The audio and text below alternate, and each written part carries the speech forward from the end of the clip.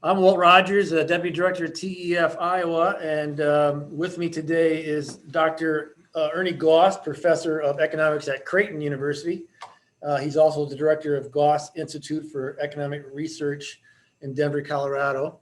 And Dr. Goss has done some partnerships with us in the past, and we really respect what he has to say about economics. And so, actually, Ernie, if you're okay with me calling you Ernie, I'm kind of excited. I've been looking forward to this day because I just been thinking about the economics of what's happening in Iowa and around the country, and so I want to appease my own curiosity and some of the folks that might be watching this concerns they have. So let's just get right into it. Okay. Number one, we want to talk about Iowa's economy and how they're doing. Have they fully recovered from what we think was a COVID triggered recession? And do you see good signs happening for Iowa's economy? Okay. Well, thanks. First, thanks, Walt. Thanks to you and John and folks at Iowa TEF. And to your first point, yes, call me Ernie. If I can call you Walt, you can sure call me Ernie. So in Sounds Nebraska, yeah, in Nebraska, I say I'm the other Ernie. And if you live in Nebraska, you know what I mean by that. There's another Ernie here that's a little more famous than I. Yeah. So if you can, infamous, famous, whatever. But yeah, Iowa, Walt, we conduct 2 surveys each month of bankers in rural areas of 10 states, and that includes Iowa. Then we conduct a survey of supply managers in manufacturing in 9 states, including Iowa. So both surveys can include Iowa. And the message is much the same in both surveys, that the Iowa economy is teeming along, expanding at a really solid pace, much like the U.S., or actually a bit better than the U.S., much like the region, except for, say, Minnesota, which is not doing as well. And so we're seeing that. Likewise, we're seeing as a result of that, though, we're seeing some factors that are I guess warning signals out there. But before I get to that, I'd like to say it's the Iowa economy is still about 3 to 4% below pre-pandemic levels. So that's certainly an issue. What's slowing the rebound in the national economy, the regional economy, and the Iowa economy is the inability to find and hire qualified workers. And certainly the stimulus package, I think we're going to talk about later, does not help that, in the sense that you're paying workers in some cases more to remain unemployed than to get a job. And that's particularly true in leisure and hospitality, and that's the industry where it's the most in terms of measuring pre-pandemic and post-pandemic, where the gap is the largest is in leisure and hospitality. Well, we wanted to get specific with Iowa's economy. The revenue estimating conference just came out in March, and it appears that the revenues continue to grow. Do you think that they're setting us up in the right position, and they're right with our revenues growing?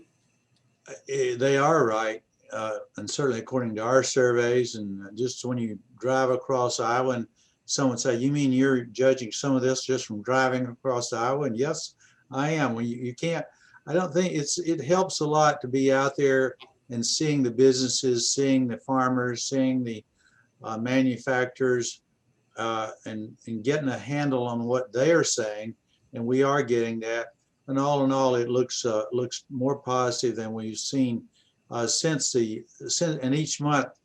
Since April, actually, April, May, I guess since May, we've been seeing things turn upward each month. Now, recently, the turn up has been even faster, so that's what we're seeing right now. So, putting my legislator cap on, if I'm a legislator looking at the revenues, I can be confident that the estimating conference is pretty accurate, maybe potentially could even be better. Yes, it could be, Walt. And one of the things, again, we're going to talk about later is the the stimulus package put forward by the Biden administration, not put forward, that was passed by the Biden administration, $1.9 trillion.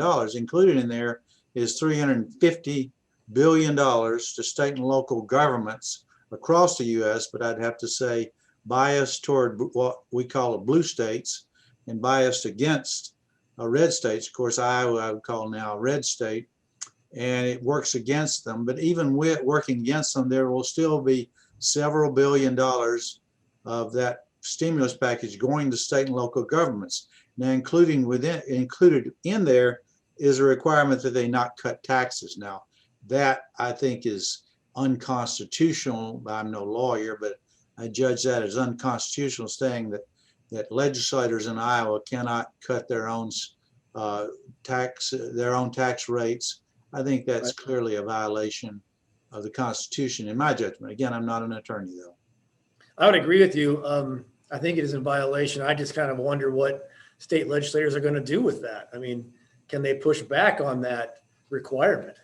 Well, in Nebraska, they are pushing back, and they're going to be. I think we're going to see tax cuts in Nebraska. I mean, even with this more optimistic outlook, Walt, Iowa and Nebraska and states in this part of the nation still face the issue of property taxes, which tend to be a larger burden on farms and businesses in this part of the country than other parts of the country. So there does need to be some movement there. I think Iowa, again, the data would support that, needs to be a bit more tax competitive. So there is a need, in my judgment, and the data I think would support that we could see more tax cuts and Iowa being more tax competitive.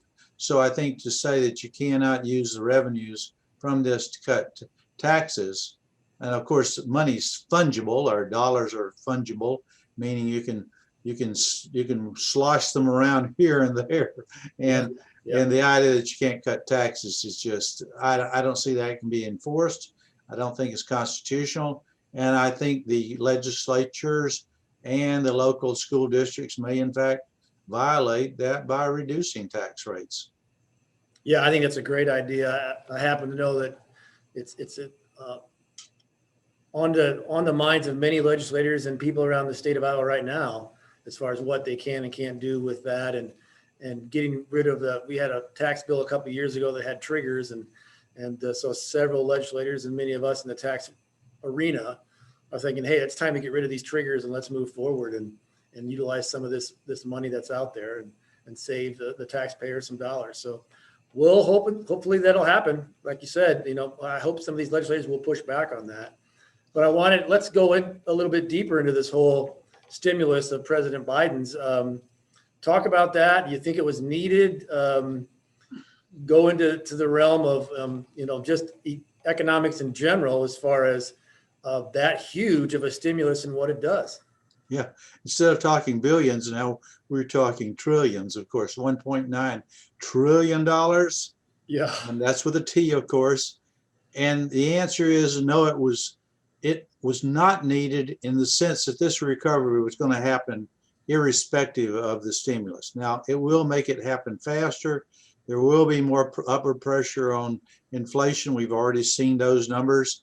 It has some negative incentives within that, incentives for individuals to work, individuals to leave unemployment and become fully employed, has some other, what I would regard as not positive, but in fact negative parts of that stimulus bill. Let's talk a little bit more about the idea that it may cause some people not to want to work. Oh, absolutely. It adds on $300 per week on top of your normal unemployment compensation.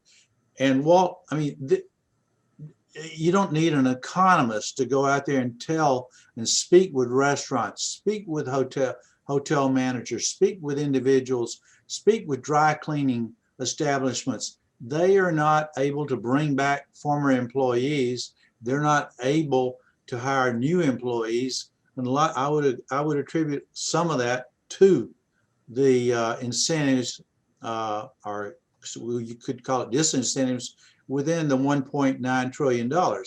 again, the economy added 916,000 jobs. That's the U.S. economy for March. Now, was that because of the stimulus package, which was not passed? There's no way we can attribute that to the stimulus package. So we were already rebounding. We were already moving. And you have organizations such as Mark Zandi at Moody's saying, well, the U.S. economy is going to be back to pre-pandemic levels by I've forgotten what the month was, in 2022. And I'm thinking, I don't know, are they interviewing for positions in the Biden administration? I think maybe so. We're going to be back before, we're going to be back to levels, pre-pandemic levels in this year, in my judgment. And I think that could have happened even without the $1.9 trillion stimulus package, even without the impending $2 trillion infrastructure bill, which is now, we'll see where that goes in Congress. I hope most of it goes away. Now, some of it is needed, but not $2 trillion. Something on the order of $600 to $700 billion is probably needed. And that's needed for Iowa as well as other states across the U.S. Well, let's talk about that bill, the Jobs Plan Act and the infrastructure bill. Again, you're just saying that's going to be another $2 trillion added to our deficit and debt. Tell me what that's going to do, to the. Well, yeah, I guess, well, according to the modern monetary theorist, and that, by the way, that's not a theory and it's not modern. That was John Maynard Keynes back in 1936 with his general theory that somehow you can spend your way out of a recession. Now, there is some merit to spending your way out of the recession, but not continuing to spend. And that's what we're talking about doing. And we will pay for it. Perhaps I will not.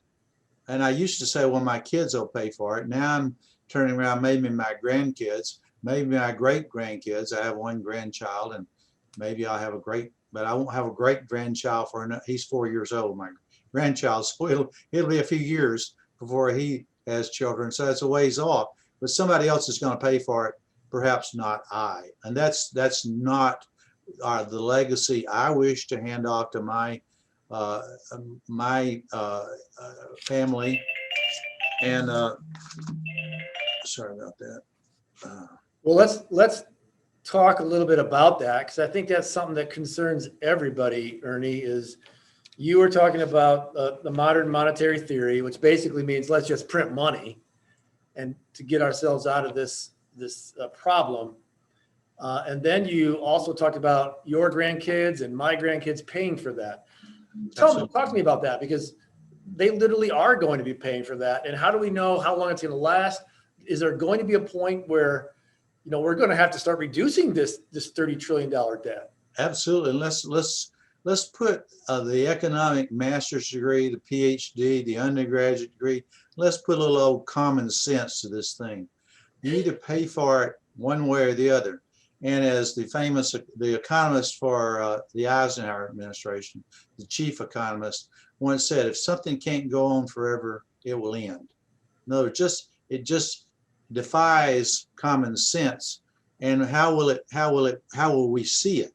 Walt, there will be three elements where the three areas we'll see it in: either high inflation, higher taxes, or higher interest rates, or a combination of all three of those. Now, we're already seeing higher interest rates on long-term interest rates. The Fed has kept short-term interest rates down.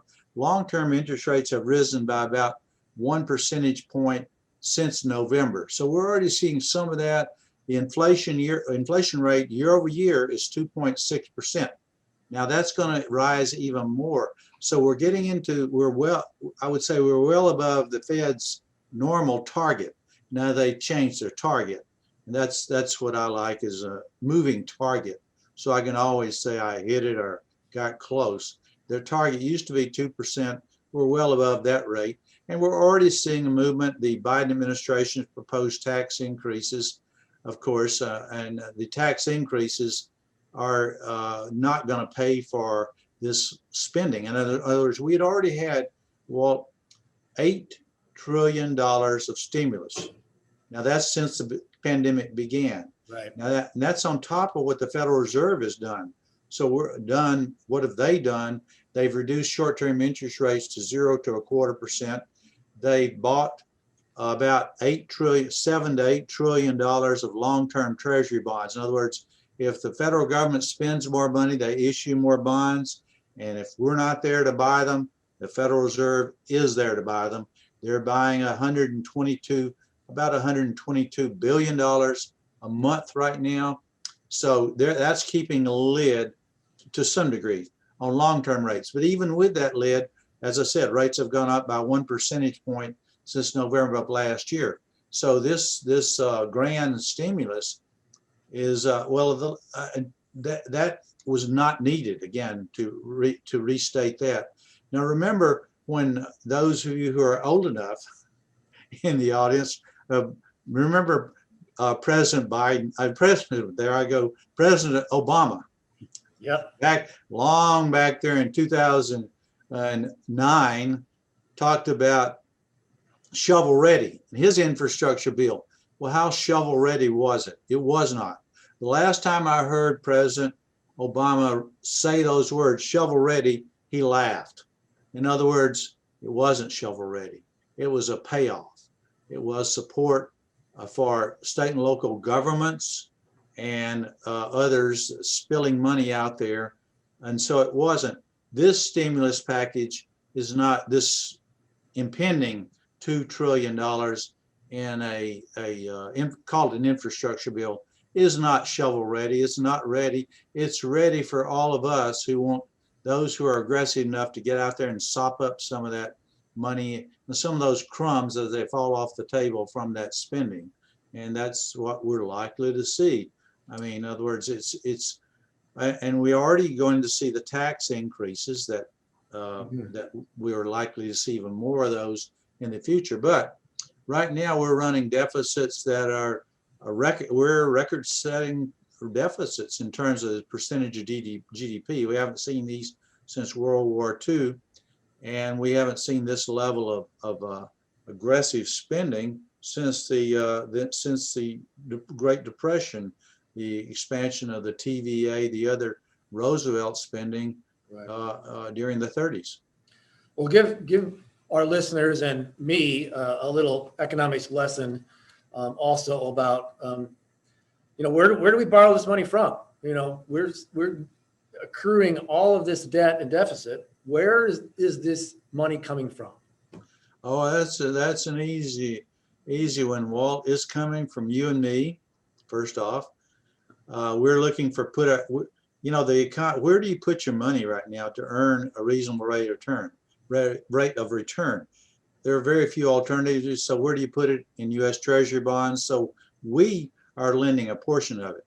Secondly, we're getting it from those investors globally. We are the safe haven for global investment right now.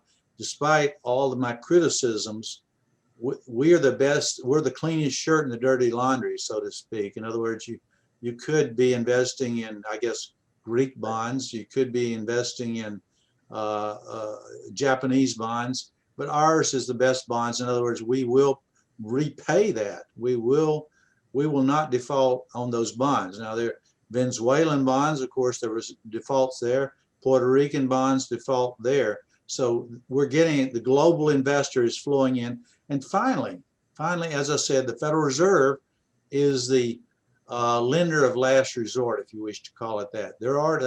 As I said, since the 2008 recession of 2008 and 9, the Federal Reserve has sopped up, in other words, purchased mortgage-backed securities and U.S. Treasuries to the tune of about, let me think about that, that would be $5.5 to $6 trillion. So that's who's lending it. And we know the federal government, they're just proud and they're just peachy happy to issue it. And they are going to be issuing more of it. So we're borrowing from ourselves, we're borrowing from our future kids, but is there a point where we've borrowed too much? I mean, what if it gets to $100 trillion in debt? I mean, talk to me about that scenario. Well, sometimes those who are advocates of this say, well, look at China, look at Japan. Their debt to GDP ratio is even worse than ours. Yes, but their debt is funded internally. Ours is funded externally. And so what you have are what are called bond vigilantes. And that's guys, economists like some of the big spenders out there, and they argue these are bond vigilantes as if they're taking money out of the mouths of children. Well, they're not. They're looking for greater returns, and they'll move away. In other words, they'll say, well, the U.S. market is no place to be buying these bonds. In other words, let's buy Canadian bonds, let's buy Japanese bonds, let's buy Australian bonds, and primarily let's buy European bonds. But right now they're not doing that because those are less secure, less viable than our bonds. Now, it will happen. You ask, when will it happen? When will we know it? We will know it. I'll give my own statement there. We'll know it when we know it. Now, that I'm kidding aside there. Keep an eye on the value, the yield on the 10-year Treasury, 10-year Treasury bond. When that yield begins skyrocketing up, now as I said, it's gone up by 1 percentage point since November. So when you see movements there, you know something's going on. Now, what do I mean by something's going on? The Chinese have decided that they don't want to be buying our bonds. The Japanese have decided they don't wish to be buying as many of our bonds, and maybe even the Europeans. So that's how you'll know. And when will it happen? We don't know. But this can't, as I said, and the economist, the chief economist in the Eisenhower administration says, when it can't go on forever, it will stop, and it will stop, and it will be reflected first off in interest rate hikes, and we're already seeing some of those. Now, how much more could they go, Walt? We're now at, say, on the 10-year Treasury, we're at 1.6%. If you move up to the 50-year average over the last half century, you're talking about 3 to 4%. So you're talking about at least 2 percentage points higher. So Okay. that's where we'll see it.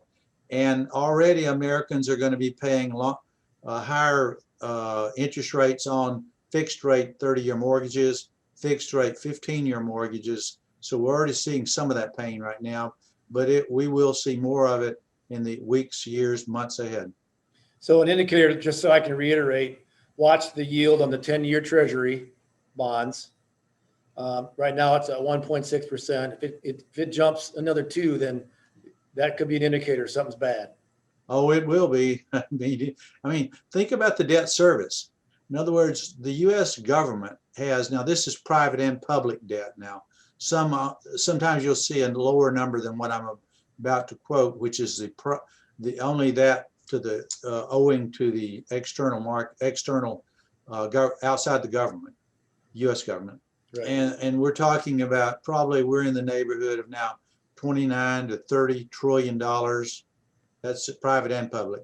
Now our GDP is 23 trillion dollars. So you see their debt to GDP has grown significantly over the last 6 months, even over the last year, significantly more. And again, and the debt to this, when the interest rates rise, the government is the biggest. They suffer, our federal government and state and local governments suffer as well by paying a higher interest rate, higher interest payments to service the debt. So that's where the problem comes. Right now, not much of a problem because the yield, the interest rates that the government, the federal government, state and local governments, that they're paying on that debt is really attractive. So right now is the time to borrow, but ultimately, if you hold that debt and the debt is interest rates are revised upward, which they will be, then you will be more and more of the GDP will be going toward, instead of defense spending or Social Security spending, may in fact or will in fact be going to service the debt. So I know a lot of our folks care about the mortgage interest rates, which are still very low. So you're saying they can't sustain that for much longer? We're already seeing some increases. It's still we're still talking about and the key again is how much longer are the Chinese willing to buy our bonds? How much longer are the Japanese and the Europeans willing to buy our bonds? Now, right now, they just don't have a better place to put their money, so they continue to buy. They will probably continue to buy. I don't expect this increase until maybe the latter quarter of 2021. So that's my first. Now they've already risen, Walt. So we've already seen the increase there in the fixed rate. And I'm talking about fixed rate mortgages.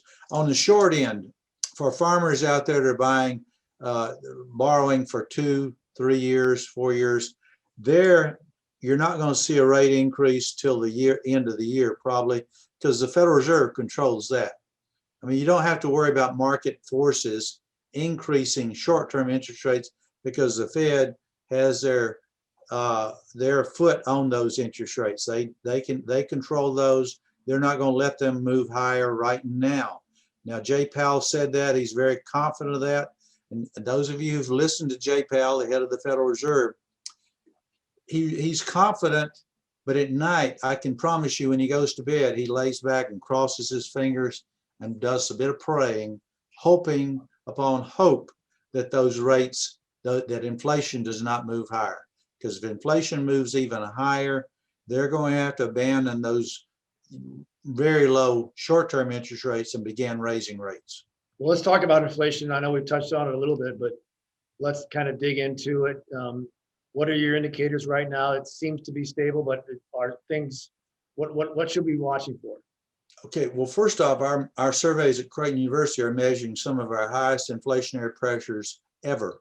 Now, we've only been doing the survey, the manufacturing surveys, since 1993. That's quite a time, but we've never recorded inflation numbers. Now, these are wholesale inflation numbers.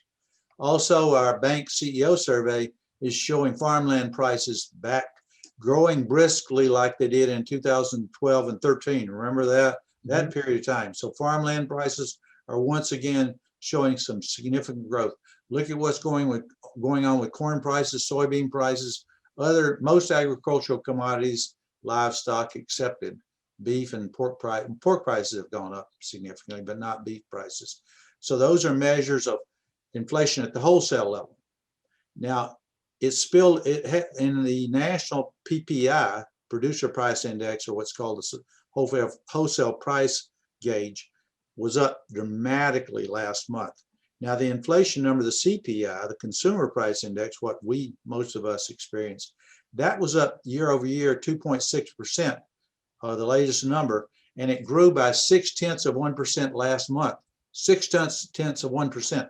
You don't have to be an economist to multiply that by 12 plus a little compounding, and you're of course up to 7.2%. 7.2% is way outside the bounds of the Federal Reserve. Now the Fed, and I believe they're to some degree they're correct. A lot of this is transitory. In other words, oil prices will settle down, and they have settled down. So some of it's transitory, but I think some of it, the Fed is understated what the inflation. I think we will see higher inflation. We could see inflation even after we run through, right now the comparison numbers are not good. In other words, we're comparing pandemic levels to what I would call almost post-pandemic levels. That's bad comparison. So the inflation number is very high. I think we're going to see even higher numbers in the weeks and months ahead, and it will plateau. Now, where does it plateau? I think it could plateau at 2.8, 3%. Now, that's well above what the Fed thinks is long-term competitive. What's the consumer product that the normal person looks at that's going to indicate that inflation is happening? What is it, gasoline or? Oh boy, Walt, yes, it's gasoline. Look at the pumps. Boy, you're up $1 a gallon, and that you feel that right away, of course. Also, Walt, food prices. Now, here's the beauty. We economists, I used to tell my father, I'd tell him, I said, well, if you take out food and energy, the core, as we call it, the core inflation is not bad. He said, what the hell are you talking about, son? That's what I buy. That's all I buy is food and energy and little pharmaceuticals. Well, we're talking about the core. The core has remained a little more intact. But Walt, look at what's going on with building costs. Building costs are sky high. I got a call from, I own some property, rental property, and I have a property manager. He called me just yesterday. We're raising our rent from $725 on one of the houses he's doing to $1,000. On the others, we're going to raise $200 or $300 a month. And these are not mansions. These are modest houses. So rent's going to be going up, has yet to go up significantly. Housing prices are going up dramatically. Lumber prices out the roof with lumber prices. So if you want to build a deck on the back of your house, get ready. You're going to be paying the price. Steel and aluminum prices up dramatically, and some of that's due to quota tariffs on imported steel from Canada, of course, imported lumber from Canada. So some of that's self-inflicted, the wounds. I was checking into building a chicken coop, and I found out that the price for a piece of plywood is like 3 times what it used to be. So it's crazy. Well, some of us may be building that chicken coop to move into if housing prices is getting higher. I don't know if I can afford to live in my own house. I don't know if they're going to produce enough eggs for us to eat, to get through this. Well, the beauty of it is egg prices are going up as well. So, but not enough to pay for that chicken coop. Now, let's talk about the next thing that you talked about was you said inflation and then taxes. So President Biden has got an idea, I think, to raise taxes all over the place, corporate income tax. Talk to us about how that's going to affect everything that's going on and how that will impact this whole thing. Well, the idea that somehow you can tax and tax and tax, and it's only going to fall on those high income earners. It will not. The corporate income tax rate that he's proposed, now it's been proposed, of 21 to 28%. Now, that puts the U.S. outside the bounds of competitiveness on the 37 OECD nations, our competitors. There were 36 in us, U.S. We're on the very, very high side of that. If you include the state and local corporate taxes, we're the highest. So we're in uncompetitive positions there. So some companies, remember back in the Obama administration, when we were worried about inversions, where companies would leave the U.S. and move to Ireland for a lower tax rate. We will see a return to those inversions. So we'll see some job losses for U.S. Workers. Also, the idea that you can tax and tax and tax. 10% of U.S. taxpayers are paying a whale of a share of overall taxes. In other words, about 50% at the federal level of taxpayers are paying on net nothing, zero. Now that's the income tax. Does not include the Social Security tax. Well, Ernie, before I move on to my last question, you said something earlier that I was interested in asking. You said most of the Midwest states are doing pretty well, except for Minnesota. What's happening there? Minnesota has had, well, we witnessed it to some degree, and I'm not blaming it all on the unrest going on there, but Minnesota, the industries they have not done well internationally. They're less and less competitive because the Minnesota economy is a high tax economy, more so than, I was lucky to some degree. Your states that border you, that would be Illinois and Minnesota, 2 of them anyway, are high tax states. Now Missouri's not. Nebraska is in the same neighborhood, and then you've got Kansas there, South Dakota, very competitive. You're competing against South Dakota and Missouri, which are low tax states. So Minnesota has some industries that have not done well, and there's some real challenge. There are some real challenges going forward for Minnesota being a high tax state. Well, lastly, if you could talk to every policymaker and legislator around the states in the Midwest or even across the country, what would you tell them to be doing right now? Take steps that will make your tax system, your regulatory system more competitive. We have to think about competition. We are in a global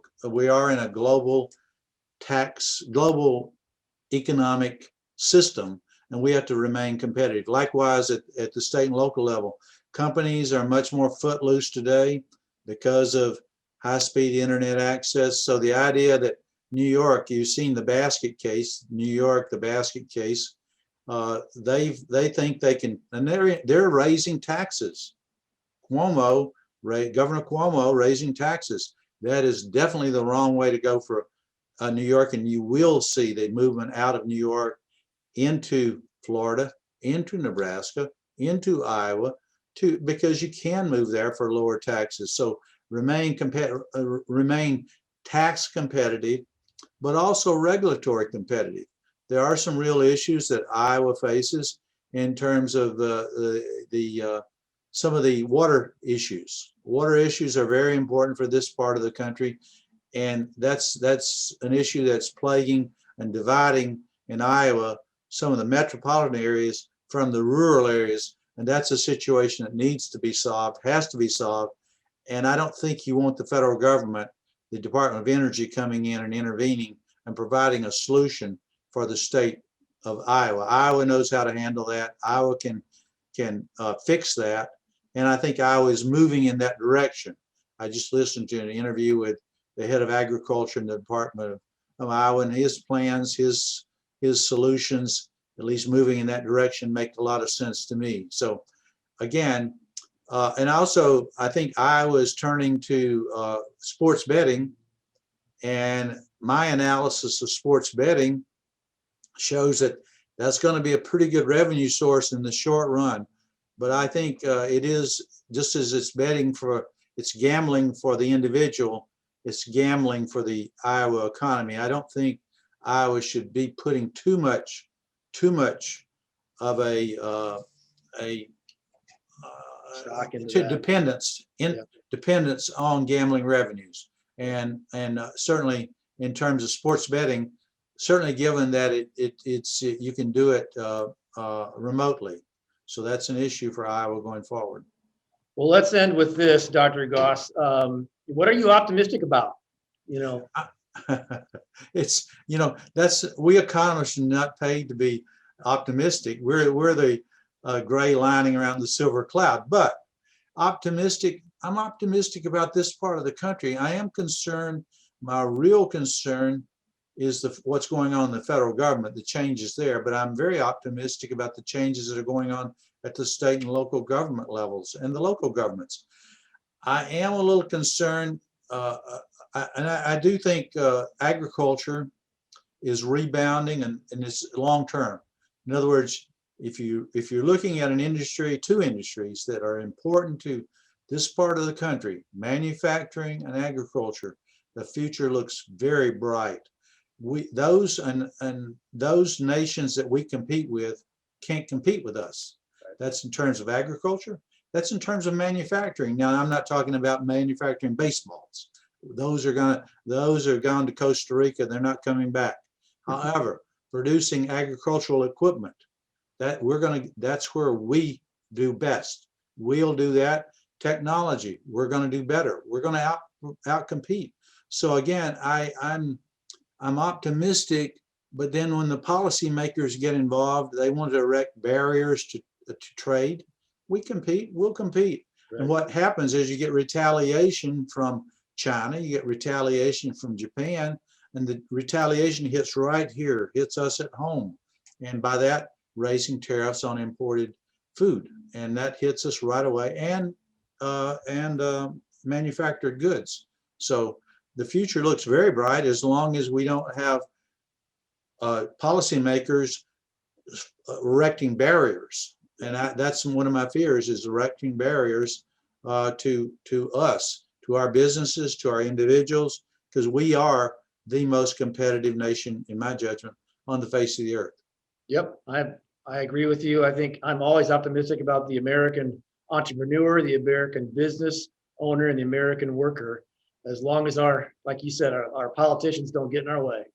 That's it, Walt. And you were in the legislature. You've been firsthand. You've seen it firsthand. Some of the good things and some of the bad. Exactly right. Well, Dr. Goss, I want to thank you for spending time with us and giving us your expertise. And maybe we'll do this again sometime soon. Hope to, thanks to you and John both and your organization. I certainly like what you're doing in your organization. Thank you so much. You take care. Thanks. You too.